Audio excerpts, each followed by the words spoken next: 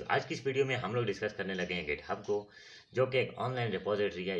ये समझ लें, मैं आपको ये समझाता हूँ कि ऑनलाइन वर्किंग है, ठीक है। फॉर एग्जांपल, जिस तरह कि हमारे एक लोकल मशीन है, लोकल मशीन में जो कोड पड़ा है, आपकी मशीन में जो कोड पड़ा है मुझे नहीं पता, मेरी मशीन में जो कोड पड़ा है वो आपको नहीं पता, ठीक है। अब इनको शेयर करने के लिए हमारे पास एक प्लेटफॉर्म होता है, गिटहब, गिटलैब होती है, बहुत सारे होते हैं, लेकिन मैं गिटहब को यूज़ करता हूँ, ठीक है। तो गिटहब होता है, गिटहब में ये होता है कि आप अपने कोड को जो है वो पब्लिश कर देते हो, ठीक है। पब्लिश करते हो, यहाँ पर आप लोग उसे देख सकते हैं, चेंज कर सकते हैं, डाउनलोड कर सकते हैं, जो भी मतलब आगे हम लोग देखेंगे इसमें।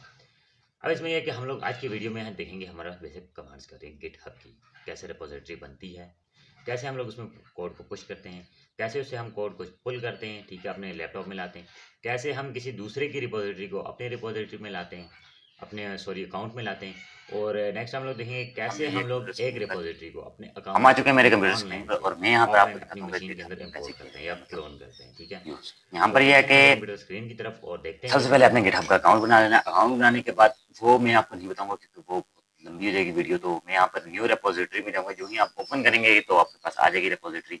यहाँ पर मैं कहता हूँ गेट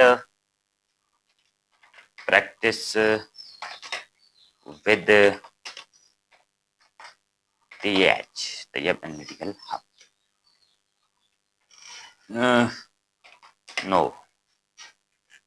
आप डिस्क्रिप्शन कुछ भी लिख देना, डिस्क्रिप्शन मस्ट बी टेक्निकल, ठीक है। तो क्योंकि ये हमारा टॉपिक नहीं है आज का, सिर्फ मैंने आपको मतलब बताना ऑप्शन है, आप लोग देख सकते हैं। यहाँ पर आप लोगों को नजर आ रहा होगा कि अगर तो आप लोगों ने नई मतलब लोकल में बनानी है तो फिर तो ये है, लेकिन अगर नहीं बनानी है तो ये देख। अच्छा, इसको मैं कॉपी कर लेता हूँ और मैं आ जाता हूँ अपने लोकल उसमें टर्मिनल में, या इसको एक काम करता हूँ, पेस्ट नहीं करता, सिर्फ लिंक पेस्ट करूंगा। मैं आपको बताता हूँ git add, git remote add, git remote add origin, ठीक है। आगे मैं लिंक डाल देता हूँ अपनी रिपोजिटरी का। यहाँ से आगे मैं लिंक उठा लेता हूँ ऐसे सी, यहाँ पर लाकर मैं पेस्ट कर देता हूँ और ऐसे में एंटर मार देता हूँ। और ये देखें हमारी रिपोजिटरी जो ग्लोबल है वो हो चुकी है ऐड यहाँ पर, ठीक है। अब ऐड हो चुकी है तो क्या करना है जी हम लोगों ने। अब वो ऐड हो चुकी है तो मैं ये काम करता हूँ कि मैं एक यहाँ पर कमांड रन करके चेक करता हूँ, गिट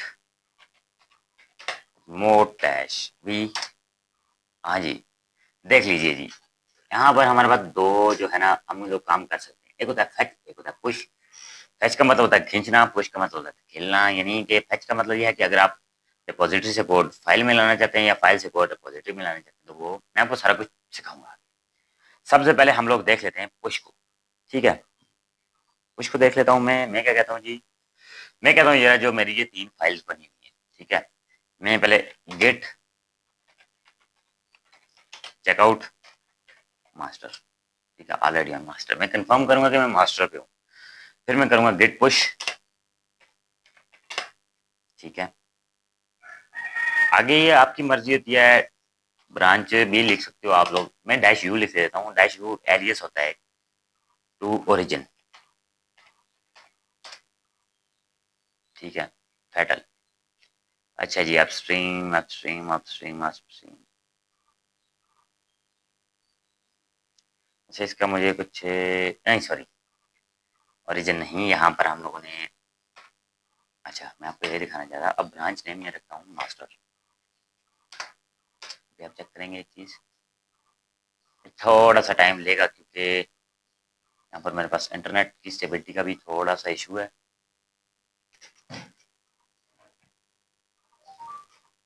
हाँ जी, ये देखें, ये क्या कह रहा है जी, हाँ जी हाँ जी हाँ जी हाँ जी। यहाँ पर इसने बोला है कुछ, वो हमको समझ तो नहीं आया है, लेकिन आप यहाँ पर चेक कर लेते हैं क्या हिसाब किताब है। और ये देखिए, आपके सामने मैंने कोई अपडेट वगैरह नहीं किया, कोई कुछ नहीं किया, और D F Y I P Y N B multiply और ये सब कुछ मेरे पास आ गया है। फॉर एग्जाम्पल, अब मैंने यहाँ पर किया change A slash slash B, और इसको मैं कर लेता हूँ प्रिंट, और कुछ इस तरह से इसको मैं प्रिंट कर लेता हूँ।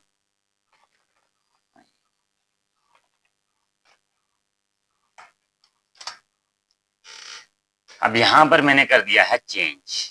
एक बात याद रखना हमेशा, जब भी चेंज करो लोकल में पहले कमिट करो, गेट ऐड डॉट एंटर। यानी डॉट तब करना जब आपने किसी और फाइल में ना चेंज, मैंने अभी डिफ में किया तो मैं डिफ डॉट IPYND हो गया ऐड, गिट ऐड हो गया, ठीक है जी। गिट कमिट -m क्या है जी, हेलो वर्ल्ड।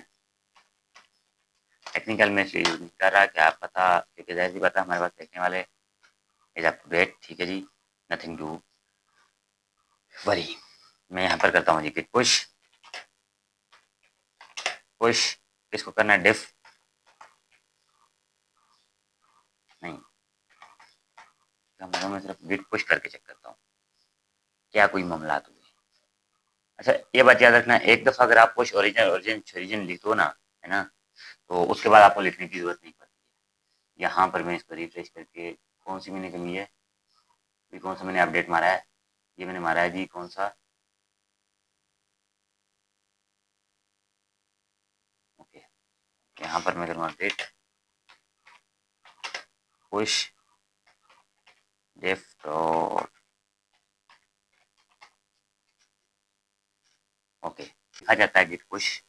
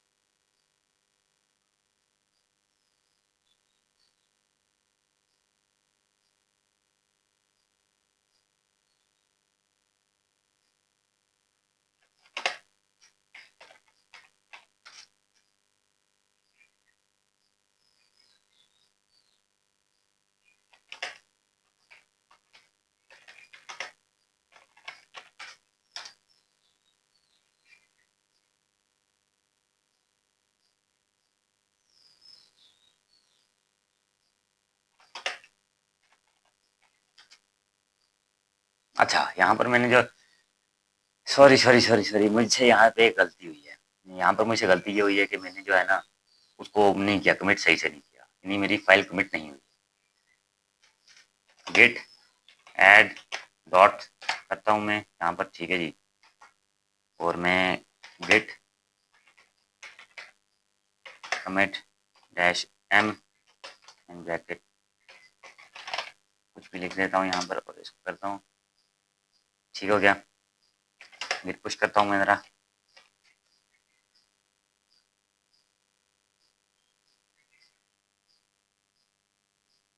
ओके। मुझे लगता है कि फाइल मेरी पुश हो चुकी है। अभी मैं यहाँ पर चेक कर लेता हूँ क्या कोई हिसाब किताब है। तो भाई लोग मामला ये हैं कुछ इस तरह के हैं कि आप लोगों को ये नजर आ रहा हो प्रिंट ए प्लस बी, ये एज इट इज मेरे पास आके मैंने पुश किया जस्ट। अगर थोड़ा सा पहले जब मुझसे यार मिस्टेक ये हुई थी थोड़ी सी, कि मैं आपको बताता चलूँ, तो जाहिर सी बात है आप लोगों से भी एरर हो सकता है। वो ये हुई थी कि जब मैंने कमिट किया था, तो मैं मास्टर में मल्टीप्लाई वाले ब्रांच पे था। ब्रांचेस का ये बहुत रोला होता है, ब्रांचेस का जो आपको रोला आ सकता है वो ये आ सकता है कि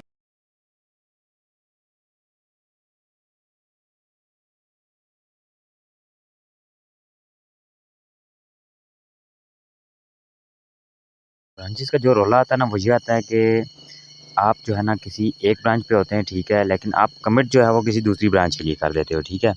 यानी फॉर एग्जांपल आप एक ब्रांच पे हो, आपने किसी दूसरी ब्रांच से, मतलब अब मैं मास्टर पे था जैसे, अब मैंने मास्टर पे होने के बाद मल्टीप्लाई के लिए की ब्रांच के लिए कमिट किया, लेकिन मैं था मास्टर पे, इस वजह से वो मास्टर के लिए कंसिडर हुआ।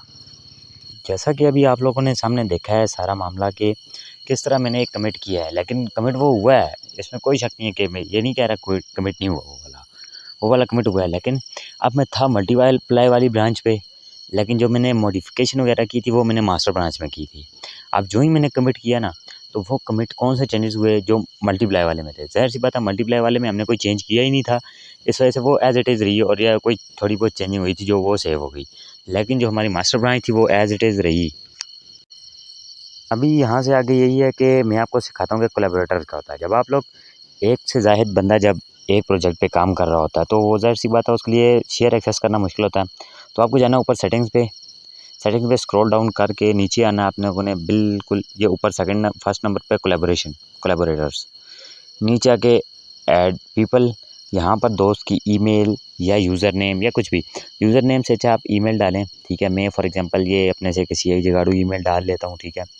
अब नीचे आके इस ईमेल पे ये ईमेल आ गई, हाँ जी, इस पे डबल क्लिक करूँगा मैं। ये आपने अभी देखना है, ये मैं अभी 1 मिनट, ये मैंने डबल क्लिक किया है इस पे। तो अभी मैं इस पे क्लिक करता हूँ, हाँ जी, ये आ गया मेरे पास। अभी मैं जो ही इस पे क्लिक करूँगा ऐड, ठीक है? तो इसको ईमेल चली जाएगी, वो वहाँ से जॉइन कर लेगा, ठीक है? तो ये था कोलैबोरेटर्स का। ये इसलिए होता है कि ताकि आप लोग जो है ना मतलब ईज़िली फाइल्स को शेयर कर सको अमंग डिफरेंट एम्प्लॉइज़, ठीक है? मतलब आपको ये दिक्कत ना हो शेयर करते वक़्त, क्योंकि ज़ाहिर-सी बात है आपको पता है एक code file, zip file send करना और वो बंदा वापस आपको सेंड करे तो ये ओवरहेड है बहुत बड़ा। अच्छा, अभी मैं आपको सिखाता हूँ कि कैसे आप लोग किसी और का कोड अपनी रिपॉज़िटरी में ला सकते हो, ठीक है? यहाँ पर एक होता है फ़ोर्क, जिसे फ़ोर्क फंक्शन कहा जाता है। अभी मैं यहाँ पर कोई रिपॉज़िटरी ढूँढ लेता हूँ, हाँ जी, यही यही उठा लेता हूँ मैं, ठीक है? ये पता नहीं कौन है जिसकी भी है, चलो चलेगी वक्ती। आप लोगों को समझाना वक्ती मकसद है, ठीक है? ये तो इसमें फ़ाइलें तो कुछ ख़ासी ही हैं, ठीक है? अरे इसको इम्पोर्ट करूँगा तो मेरी अपनी रिपॉज़िटरी भर जाएगी। लेकिन जो है ना मैं आपको यहीं पे बता देता हूँ, ये ऊपर आप लोगों को पता नहीं अभी ये कितना टाइम लेगी लोडिंग में। ये फ़ाइल्स बहुत ज़्यादा हैं। अभी आपको यहाँ पे ऊपर फ़ोर्क नज़र आ रहा होगा जहाँ पे मेरा एरो है। इस फ़ोर्क पे क्लिक करना, ये आपकी जो है ना गिटहब के अकाउंट में एज़ अ रिपॉज़िटरी एक नई रिपॉज़िटरी के तौर पे शामिल हो जाएगी, ठीक है? तो नेक्स्ट मैं अब आपको सिखाता हूँ कि कैसे आप लोग जो है ना अब फॉर एग्ज़ाम्पल हमारे पास कोई कोड है, ठीक है? अब कोई कोड है हमारे पास तो हमने उसको अपने लोकल मशीन में लेके जाना है, जिस तरह लोकल गिटहब में लेके जाना है। तो वो आप कैसे करोगे यानी क्लोन कैसे करोगे, ठीक है? अब ये दिखाता हूँ मैं आपको सबसे पहले। मैं चला आया अपने टर्मिनल में, ठीक है? अब यहाँ से मैं आपको बताता चलूँ, आपने सबसे पहले रिपॉज़िटरी का लिंक उठा लेना है। जिस रिपॉज़िटरी को आपने क्लोन करना है अपने उसके अंदर मतलब लोकल फ़ाइल के अंदर उसका लिंक उठा लेना है, ठीक है? तो यहाँ पर हमारे पास जो है ना अब जैसा कि मैंने अपने टास्क को लेके आना है नीचे, तो मैं इसको कैसे लेके जाऊँगा मैं आपको बताता हूँ। यहाँ पर मैं इसको ओपन कर लेता हूँ पहले अपने पास, ठीक है? इस रिपॉज़िटरी को यूँ ही मैं ओपन करता हूँ ना, इस रिपॉज़िटरी को ओपन करने का ये होगा मुझे फ़ायदा कि सबसे पहले ये रिपॉज़िटरी जो है वो मतलब इसका लिंक मुझे मिल जाएगा, ठीक है? अभी मैंने इस रिपॉज़िटरी को ओपन किया और यहाँ ऊपर से मैं इसका लिंक कॉपी कर लेता हूँ। ये ऊपर से डेटा साइंस इकोसिस्टम, ये बेसिकली एक असाइनमेंट थी तो इसका लिंक मैं यहाँ से कॉपी कर लेता हूँ, ठीक है? आप भी देख लीजिए ऐसे कॉपी हो जाता है इसका लिंक। अब मैं जाता हूँ अपने लोकल एडिटर में, मतलब वहाँ पर टर्मिनल में। मैं गया अपने टर्मिनल में और वहाँ से मैंने ये किया कि यहाँ पर एंटर किया, एक कमांड एंटर करनी है मुझे, क्योंकि मैं अपने उस रिपॉज़िटरी में इसको नहीं लेके आना चाहता। मैं एक नया फ़ोल्डर बना लेता हूँ, ठीक है? नए फ़ोल्डर में इसको लेके आता हूँ और उसके बाद ये है कि यहाँ पर मैं अपना टर्मिनल ओपन कर लेता हूँ, ठीक है? क्योंकि ये फ़ोल्डर एम्प्टी है बिल्कुल। इसमें टर्मिनल ओपन करता हूँ और यहाँ पर मैं एक कमांड लिखता हूँ अभी git, 1 मिनट, गिट क्लोन और आगे मैं वो लिंक डाल देता हूँ जो मैंने वहाँ से कॉपी करके लाया था। एंटर करते ही थोड़ा टाइम लेगा ये, क्योंकि एक तो इंटरनेट का इशू है। ये कुछ दे रहा है, अल्लाह जाने अब क्या बोल रहा है ये, समझ हमको भी नहीं आती। ये देखो, ये यहाँ पर इसने ओपन कर ली इस फ़ाइल को और इस फ़ाइल को यहाँ पर इसने समझ लो इंपोर्ट कर दिया है। मेरे पास सेव्ड है लोकल में। अब मैं जो चाहूँ यहाँ पर कर सकता हूँ, ठीक है? इसके साथ इस फ़ाइल के साथ जो चाहूँ मैं कर सकता हूँ। इसका फ़ंक्शन ये है कि जब भी मैं मतलब आप लोग कोई भी ऑनलाइन एडिट करने से अच्छा आप उसको अपने लोकल एडिटर में लाके एडिट कर लो ईज़िली, ठीक है?